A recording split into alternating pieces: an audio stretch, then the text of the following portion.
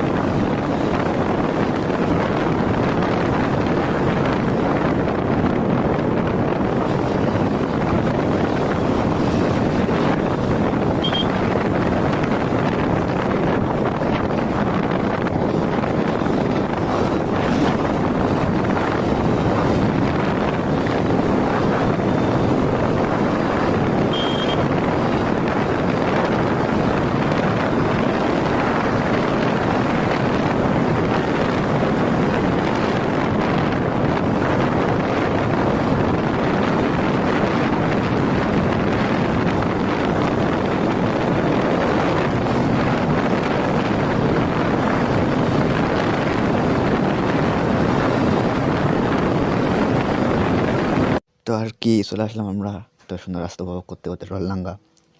তো চলেন এখন শোরুমের ভিতরে যাওয়া যাক, যা ফোনগুলো দেখে তারপর আপনাদের সাথে শেয়ার করছি কেমন হয়েছে আর কি। তো আর কিলেন, ভালো থাকেন, আল্লাহ হাফেজ। দেখা হবে পুনঃ পরের ভিডিওতে।